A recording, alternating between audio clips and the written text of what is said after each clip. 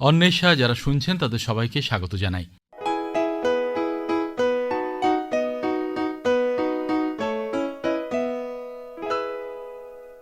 অন্বেষাতে বিজ্ঞানের খবর থাকে, বিজ্ঞানের বিশ্লেষণ থাকে, আর বিশেষ করে আজকের অন্বেষার একটা গুরুত্ব অন্যরকম। জাতীয় বিজ্ঞান দিবসের ঠিক আগে এই অন্বেষা অনুষ্ঠিত হচ্ছে, ফলে তার কথা তো স্মরণ করতেই হবে। চন্দ্রশেখর ভেঙ্কটরমণের সেই যুগান্তকারী আবিষ্কার, সেটাকে স্মরণে রেখেই ৮০ দশকের শেষ থেকে আমরা পালন করছি জাতীয় বিজ্ঞান দিবস। যেমন বিজ্ঞানের ভাবনা, বিজ্ঞানের কথা, বিজ্ঞানের আবিষ্কারের কথা আলোচিত হয় এই দিনটিতে, তেমনি বিজ্ঞানের মেজাজ, অর্থাৎ কোনো কিছুকেই প্রশ্ন না করে মেনে নেব না, এবং যা দেখছি তার পেছনে কারণ কি থাকতে পারে সেটা খোঁজার চেষ্টা করব বৈজ্ঞানিক পদ্ধতিতে। তো এইটাই বিজ্ঞান দিবসের মূল ভাবনা, মূল বার্তা।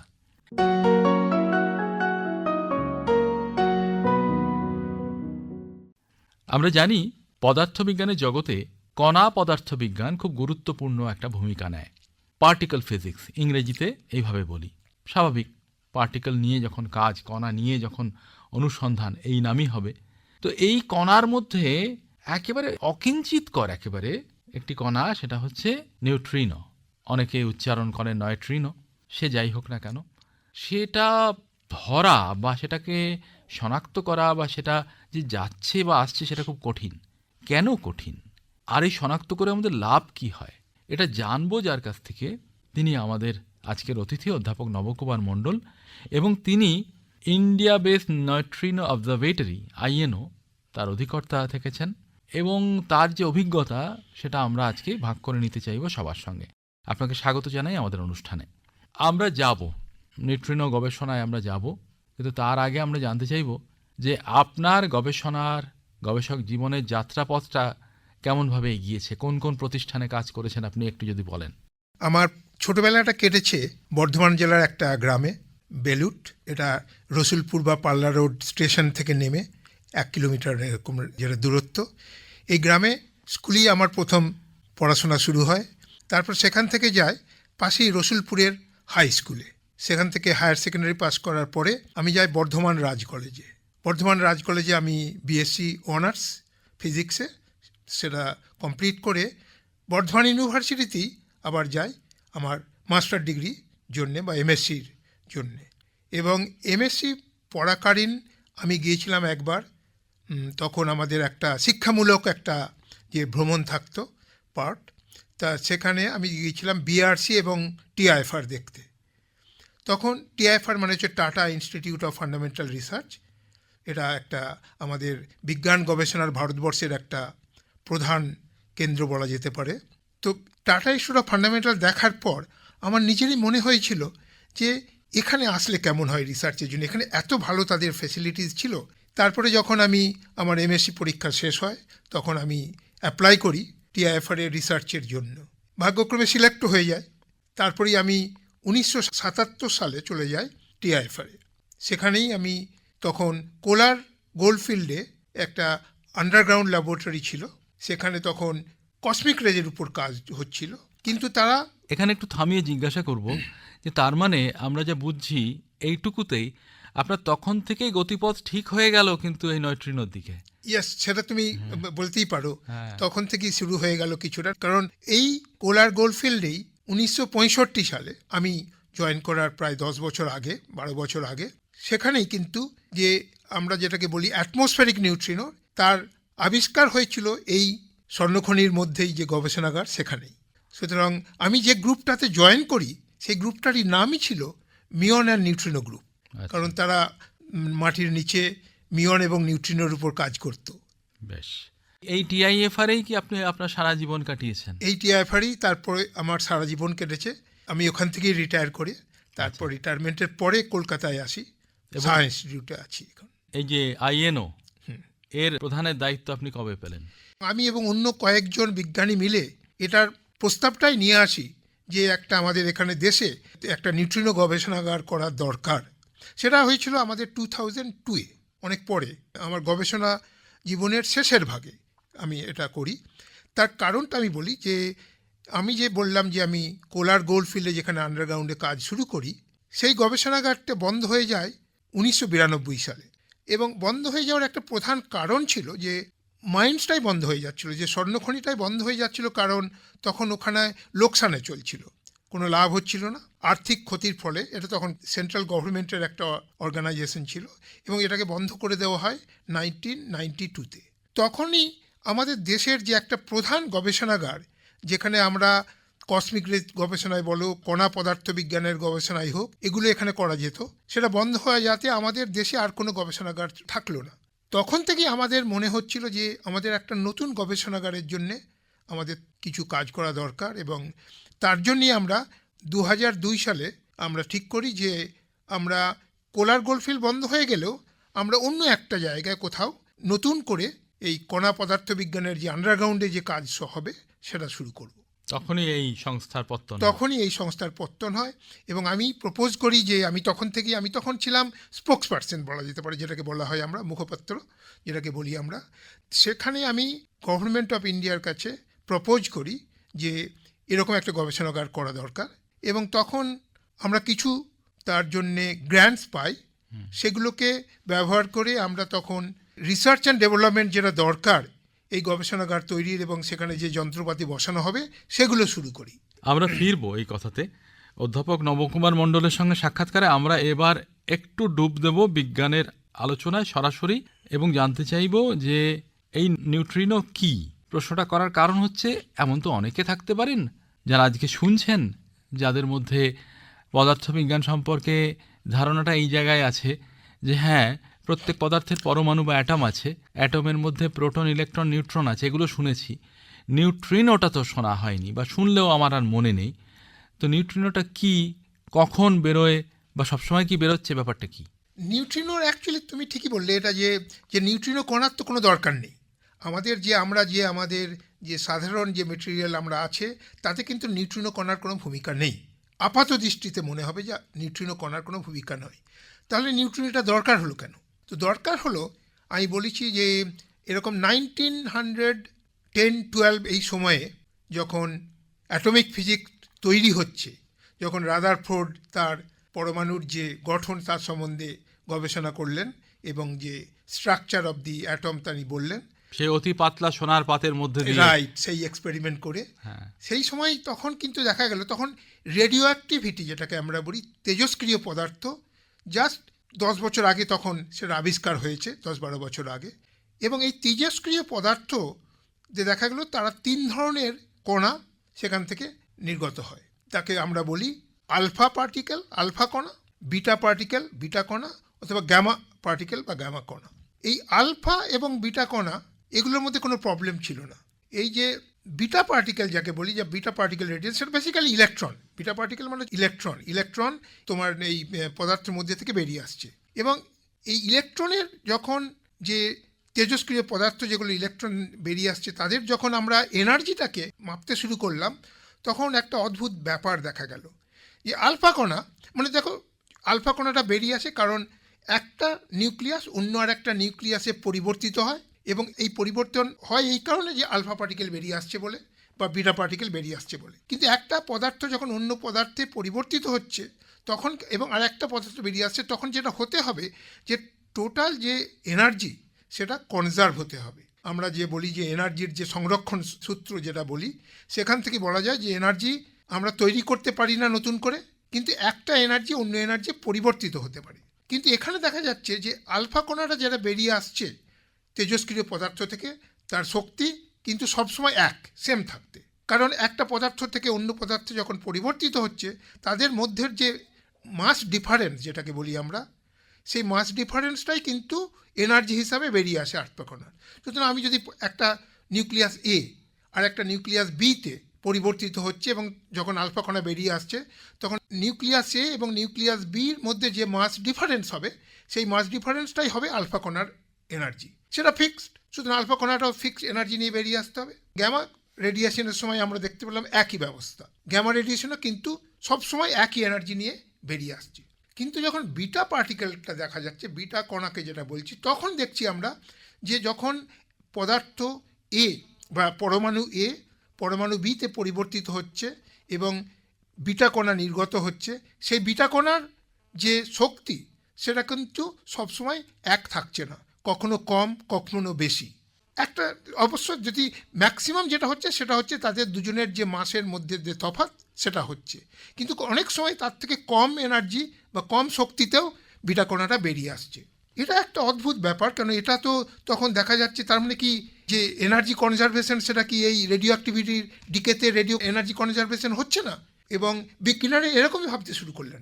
বিখ্যাত বিজ্ঞানী আমরা সেই সময় যাকে বলি নীল বোর, তিনিও কিন্তু এটা দেখে একটু অবাক হলেন এবং তিনি অলমোস্ট মেনেও নিতে শুরু করলেন যে হয়তো এই যে তেজস্ক্রিয় পদার্থের ক্ষেত্রে হয়তো এনার্জি কনজারভেশনটা হচ্ছে না। অন্য সব বিজ্ঞানীরা কিন্তু এটাকে মেনে নিতে পারছে না, কারণ এনার্জি কনজারভেশন আমাদের একটা পিলার অফ ফিজিক্স, তো সেটাকে ছেড়ে দেওয়া অত সহজ ব্যাপার নয়।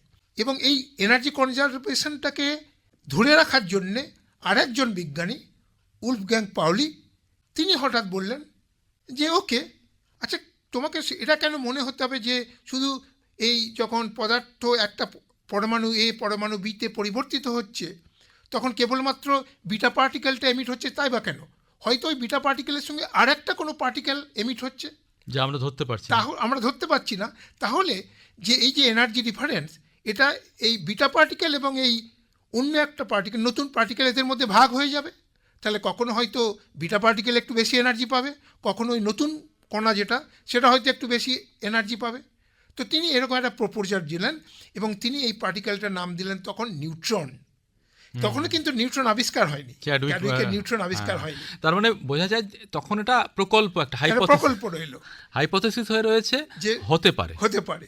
এবং তারপরে যে 1936-এ এনরিকো ফার্মি বিটাডিকের যে থিওরি দিলেন এবং তখন তিনি এই নিউট্রিনো কণার যে ইন্টারাকশন স্ট্রেংথ যেটা দেখলেন সেটা খুব কম, এত কম যে এই নিউট্রিনো কণা বেরিয়ে এলেও তাকে আমরা ধরতে পারবো না। তিনি এরকম কারোর সঙ্গে কিছু বিক্রিয়া করে না, কারোর সঙ্গে কোনো বিক্রিয়া করে না, এবং বিক্রিয়া করলেও সে বিক্রিয়া এত উইক যেটাকে বলি আমরা যে এটাকে ধরার মতো এক্সপেরিমেন্ট করা শক্ত, মানে একলা চলরে সব একলা চলরে তখন তো হলো।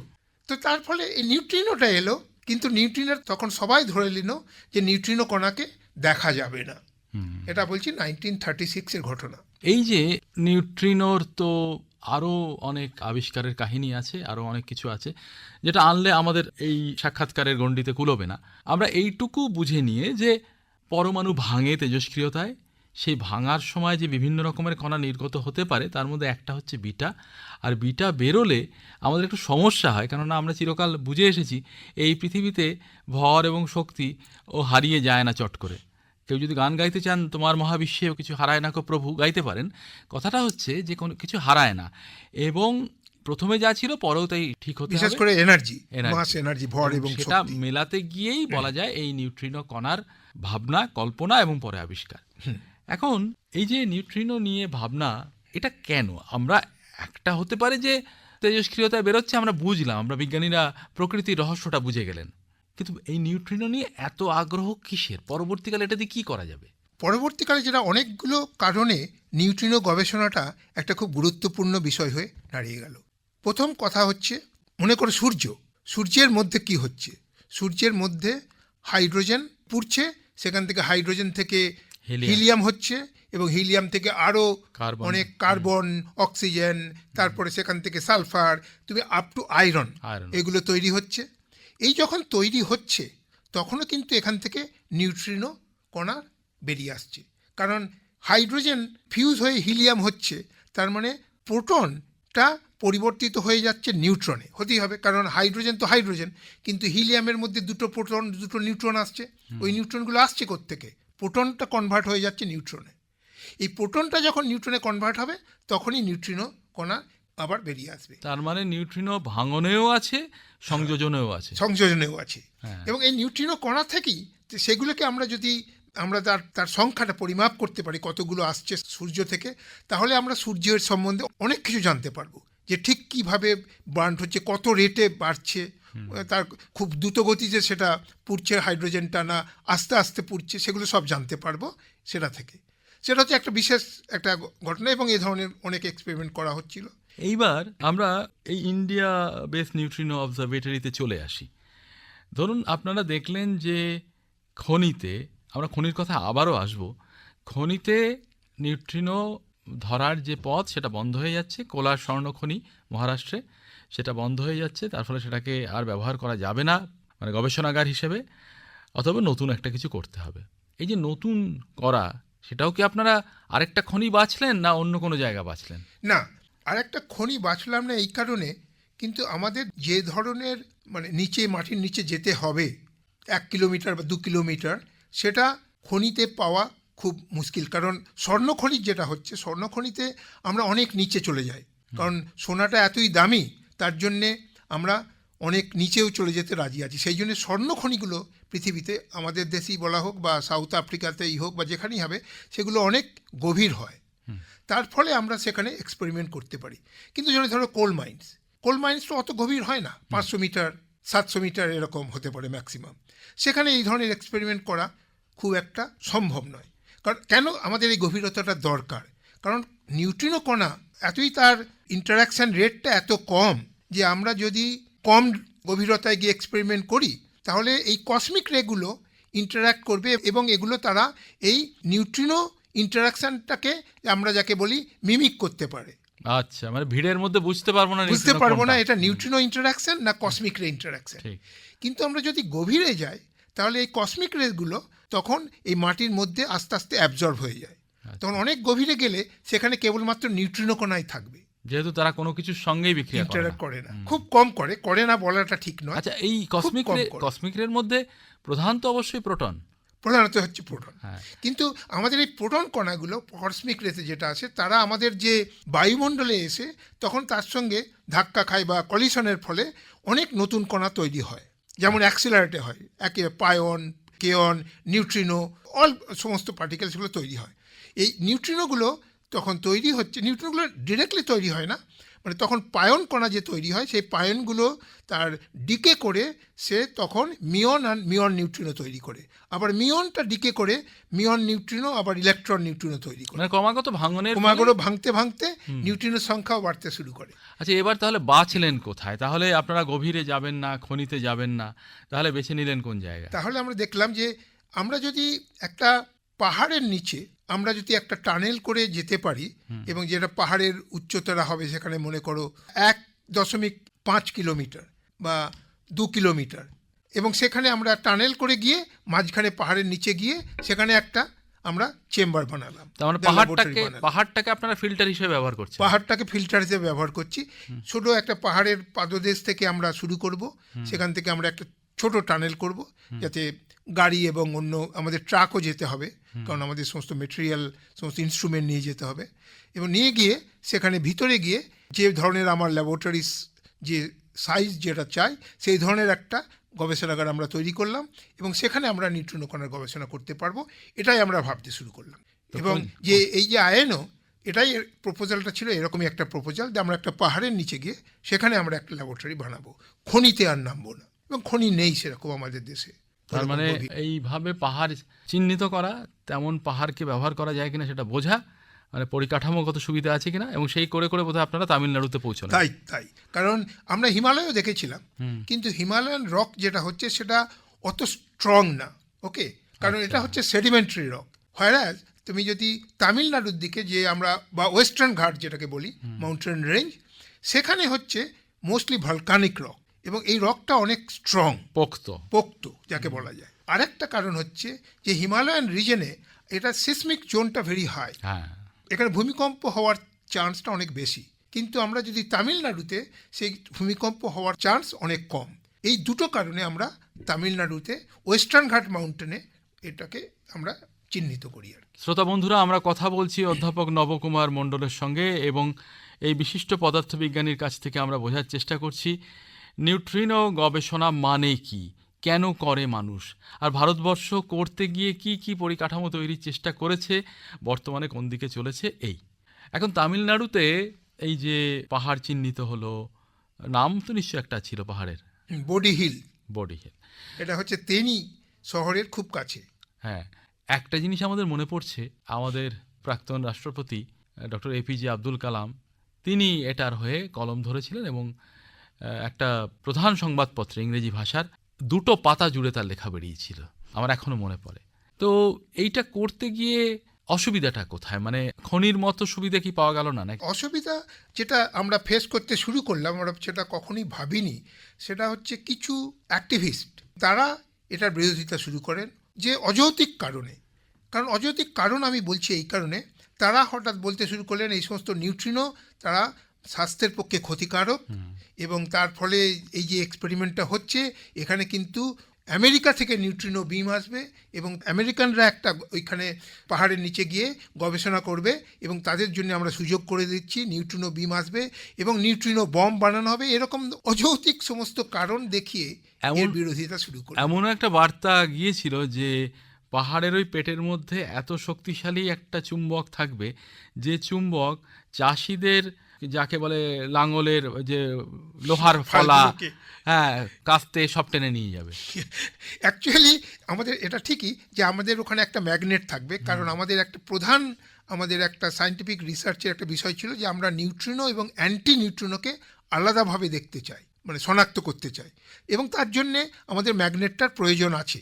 কিন্তু সেই ম্যাগনেটটা হচ্ছে, এটা বলে নিই একটুখানি, যে এই ম্যাগনেটটা যেটা হবে তার ম্যাগনেটিক ফিল্ডটা ওই যে আমরা আয়রনটা আসবে তার মধ্যেই থাকবে, সেখান থেকে বেরিয়ে আসবে না। তা যদি থাকে তাহলে আমি সেখান থেকে একটু দূরে থাকলেও আমার তো সেখানে আর ম্যাগনেটিক ফিল্ড নেই, কিছুই অ্যাট্রাক্ট করবে না। কারণ আমাদের যে এই যে এক্সপেরিমেন্টটা হবে তার চারপাশে তো আমাদের অনেক যন্ত্রপাতি থাকবে, তাহলে সেগুলো তো সমস্ত অ্যাট্রাক্ট করে নেবে। তো এটা অযৌক্তিক কারণ, এবং এই ফিল্ডটা এমন নয়, আমি বলে দিচ্ছি 1.5 টেসলা এটা হবে তার ম্যাগনেটিক ফিল্ড। এটা এমন বিশাল কিছু একটা ম্যাগনেটিক শক্তি নয়। আমরা যেমন সার্নে যে ম্যাগনেট আছে 5 টেসলা ম্যাগনেট সেখানে কাজ করছে, এবং সেখানেও তো চারপাশে চাষিরা অনেক চাষবাস করছে। সুতরাং এই কারণগুলো অযৌক্তিক ছিল, সেই জন্যই আমরা ভাবতে পারিনি যে এই ধরনের অযৌক্তিক কারণ দিয়ে কেউ এরকম একটা আমাদের বিজ্ঞানের একটা যে গবেষণা হবে সেটাকে বিরোধিতা করতে পারে। এবং এটা দুর্ভাগ্যজনক, আমরা ওই ডক্টর এপিজে আব্দুল কালামের রচনাতেই পড়েছি যে মানুষ ভুল বুঝে বিজ্ঞানের অগ্রগতিকে, বিশেষ করে দেশের অগ্রগতিকে আটকে দেওয়ার চেষ্টা করছে, এবং তার ফলে সম্ভবত আপনারা কাঙ্ক্ষিত সাফল্যে পৌঁছতে পারেননি এবং বোধহয় সেটা চালু হয়নি। না, একেবারেই না, এখনও সেটা চালু হয়নি। এবং কিন্তু আমরা যে আমাদের যে সমস্ত এর জন্য যন্ত্রপাতি যা কিছু দরকার, তার জন্যে যে সমস্ত গবেষণার দরকার সেগুলো আমরা সমস্ত কমপ্লিট করি, এবং এটা একটা বিশাল প্রজেক্ট ছিল। এই প্রজেক্টের যে যন্ত্রপাতি দরকার সেগুলো আমরা অল্প সংখ্যক ল্যাবরেটরিতে বানিয়েছিলাম, করে কিভাবে এগুলোকে বানাতে হবে সেটাকে আমরা ইন্ডাস্ট্রিতে ট্রান্সফার করে দিয়েছিলাম, এবং ইন্ডাস্ট্রি এইগুলো বানানোর কথা তারাও করতে পারেনি কারণ আমরা শুরু করতে পারিনি। কিন্তু আমরা R&D সমস্ত কমপ্লিট ছিল। আমরা একটা ছোট এরকম একটা ডিটেক্টর আমরা তৈরিও করেছিলাম, সেটা মাদুরাইয়ে আমরা রেখেছিলাম, এবং সেখানে স্টুডেন্টরা এসে, কলেজ স্টুডেন্ট, ইউনিভার্সিটি স্টুডেন্ট, তারা সবসময় সেখানে সামারে আসতো এবং সেখানে সেই ম্যাগনেটের উপর কাজ করতো। এবং এই যে বললে তুমি যে ম্যাগনেট টেনে নেবে, অলরেডি সেখানে একটা ম্যাগনেট আমরা মাদুরায় আমাদের ল্যাবে রেখেছিলাম, একই ফিল্ড 1.5 টেসলা ম্যাগনেটিক ফিল্ড পর্যন্ত, এবং সেখানে আমরা কসমিক রে স্টাডি করছিলাম, সব কিছু করছিলাম। সুতরাং দুর্ভাগ্যজনক। আচ্ছা, এর বিকল্প হিসাবে, ঠিক এর বিকল্প হয় না, এত খরচে এত পরিকাঠামোয় যা তৈরি হচ্ছে হঠাৎ করে তার বিকল্প বের করা যায় না, তবু আপনারা অন্যদিকেও একটু খুঁজেছিলেন বোধহয়। আমরা খুঁজেছিলাম প্রথমে, পরবর্তী আমি যখন প্রথমেই বলেছিলাম যে হিমালয়ান রিজন আমরা প্রথম দিকে খুব একটা পছন্দ করিনি, এই কারণে যে সেখানে সিসমিক অ্যাক্টিভিটিস বেশি বা সেডিমেন্টারি রক সেটা। কিন্তু যখন আমরা দেখলাম যে আমাদের সাউথে আমরা এরকম আমরা বিরোধিতার সামনে আসছি, তখন আমরা চেষ্টা করেছিলাম যে হিমালয়ান রিজনে অন্য কোনো জায়গা পাওয়া যায় কি না। তো এখনও পর্যন্ত সেই সমস্ত কাজগুলো চলছে, কিন্তু এটা ইম্পর্ট্যান্ট যে আমাদের দেশে একটা ভূগর্ভস্থ ল্যাবরেটরি তৈরি হোক। এই ধরনের ল্যাবরেটরিতে শুধু নিউট্রিনো কণা কেন, এই ধরনের যে কোনো রিসার্চ যাতে কসমিক রেজ একটা প্রধান বাধা হয়ে দাঁড়ায়, সেই ধরনের রিসার্চ করার জন্য কিন্তু আমাদের আন্ডারগ্রাউন্ডেই যেতে হবে। যদুগোড়ায় আপনারা কোনো খোঁজ করেছেন? এক্স্যাক্টলি, সেটাই আমি বসি। তো তখন আমি যখন আমার ফর্মাল যে রিটায়ারমেন্ট ফ্রম টিআইএফআর যেটা হলো 2016-এ, আমি যখন সাহা ইনস্টিটিউটে চলে আসি রাজা রামান্না ফেলো হয়ে, তখন থেকেই আমরা জাদুঘোড়াতে আবার একটা নতুন করে আন্ডারগ্রাউন্ড ল্যাবরেটরি, অত বড় হবে না, আইএনওর জন্য যে ধরনের বড় ল্যাবরেটরির দরকার সেটা এখানে করা সম্ভব নয়, কিন্তু ছোটোখাটো একটা ল্যাবরেটরি আমরা বানাবার চেষ্টা করলাম। এবং প্রথমে 550 মিটার গভীরতায় একটা ওই রকম একটা জায়গা আমাদের ছিলই, ফাঁকা ছিলই। সেখানে একটা ছোটোখাটো ল্যাবরেটরি তৈরি করে আমরা কিছু কাজ শুরু করি। সেটা হচ্ছে নিউট্রিনো কণার জন্যে নয়, কিন্তু পরে যেটাকে আমরা বলি ডার্ক ম্যাটার, সেই ডার্ক ম্যাটারের অনুসন্ধানে একটা এক্সপেরিমেন্ট সেখানে এখন বর্তমানে চলছে। আচ্ছা, পশ্চিমবঙ্গের ব্যাপারে কোথাও যুক্ত হতে পারেনি বোধহয় এখনো। এটা তো জাদুঘরে যে এক্সপেরিমেন্টটা হচ্ছে সেটা তো সাহা ইনস্টিটিউট অফ নিউক্লিয়ার ফিজিক্সের আচ্ছা। বিজ্ঞানীরাই করছে। আচ্ছা, সুতরাং সাহা ইনস্টিটিউটের এটা ল্যাবরেটরিটা জাদুঘরাটে হলেও এটা আন্ডার সাহা ইনস্টিটিউট। ইনস্টিটিউট। এই নিউট্রিনো অবজারভেটরি বা নিউট্রিনো গবেষণা নিয়ে অনেকেরই আগ্রহ আছে, শুধু আমাদের দেশের তো নয়। অনেক সময় কোলাবোরেশনও হয়, এবং সেই কোলাবোরেশনের ক্ষেত্রে ভারতকে, যেমন ওই লাইগো অবজারভেটরি, লাইগো ইন্ডিয়া এখন তৈরি হচ্ছে, হ্যাঁ, তেমনই এই নিউট্রিনো অবজারভেটরির ক্ষেত্রেও অন্যান্য দেশ আগ্রহ প্রকাশ করেছে যে ভারতের সঙ্গে কাজ করতে চায়। তো এই সব কিছু মিলিয়ে আপনি কি উজ্জ্বল ভবিষ্যৎ দেখতে পাচ্ছেন এখন, নাকি না? নিউট্রিনো গবেষণার কিন্তু উজ্জ্বল ভবিষ্যৎ রয়েছে। তার কারণ আমাদের এই নিউট্রিনো গবেষণাগার ভারতবর্ষে তৈরি না হলেও অন্যান্য জায়গায়, জাপান, আমেরিকা, কানাডা, চায়না, এই প্রত্যেকটা দেশেই কিন্তু নিউট্রিনো গবেষণা দ্রুতগতিতে এগিয়ে চলছে। এবং এই প্রত্যেকটি গবেষণাগার ভারতীয় বিজ্ঞানীদের সেখানে আমন্ত্রণ জানিয়ে দিয়েছে যে তোমরাও এসো, আমাদের সঙ্গে একসঙ্গে কাজ করো। এবং যেটা বলছি, ফার্মি ল্যাব ইউএসএতে সেখানে একটা এক্সপেরিমেন্ট হচ্ছে যেটার নাম ডিপ আন্ডারগ্রাউন্ড নিউট্রিনো এক্সপেরিমেন্ট। সেটাতে কিন্তু ভারতীয় বিজ্ঞানীরা অংশগ্রহণ করতে চলেছে। জাপান তো নিউট্রিনো বিজ্ঞানে অনেক কাজ করেছে, 2টো নোবেল প্রাইজ নিউট্রিনো ফিজিক্সে জাপান পেয়েছে। এবং সেখানেও হাইপার কামিওকান্ডে বলে আরেকটা খুব বড় নিউট্রিনো এক্সপেরিমেন্ট শুরু হতে চলেছে। সেখানেও ভারতীয় বিজ্ঞানীদের আমন্ত্রণ জানানো হয়েছে যে একসঙ্গে কাজ করার জন্য। সুতরাং চায়নাতে তো এক্সপেরিমেন্ট অলরেডি শুরু হয়েছে। আমরা যে ধরনের নিউট্রিনোর যে সমস্ত প্রপার্টিসগুলো জানতে চেয়েছিলাম তার অনেকটাই চায়নার এক্সপেরিমেন্টে হবে বলে আমি আশা করছি। সুতরাং ভারতবর্ষে নিউট্রিনো গবেষণাগার তৈরি না হলেও গোটা বিশ্বে কিন্তু নিউট্রিনো গবেষণা কণা পদার্থবিজ্ঞানের একটা প্রধান ভূমিকায় রয়েছে। শ্রোতা বন্ধুরা, আমরা বুঝতে পারি যে পদার্থবিজ্ঞানের এরকম একটা বিষয় এত স্বল্প পরিসরে আলোচিত হবে আর আমরা সবটা বুঝে যাব এমন নয়। আসলে কি হয়, অনেক জিনিস সূত্র ধরিয়ে দিলে আমাদের আগ্রহকে উদ্দীপিত করে। আমাদের ভাবনাটাও ছিল সেই রকম। নিউট্রিনো, সেটা নিয়ে আগ্রহ বিজ্ঞানীদের মধ্যে কেন, কতটা, কোথায় কোথায়, এটুকু জানতে পারলে হয়তো আমাদের মধ্যেই কারো কারো আগ্রহ হবে, আচ্ছা এটা নিয়ে আরেকটু চর্চা করি। তারা অনেক সময় পাবেন, যেহেতু তাদের আগ্রহ তাদের সেদিকে নিয়ে যাবে। অথবা একটা সাধারণ ধারণাও তৈরি হবে যাতে পরবর্তীকালে এরকম বাধা তৈরি না হয় গবেষণাগারের প্রতিষ্ঠার ব্যাপারে। এই সব কিছু মিলেই এই ধরনের সাক্ষাৎকারের প্রয়োজনীয়তা।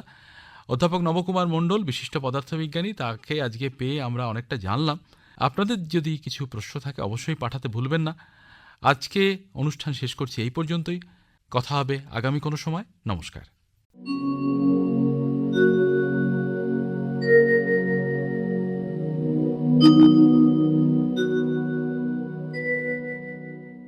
এই সঙ্গেই শেষ হলো আজকের সাপ্তাহিক বিজ্ঞান পত্রিকা অন্বেষা।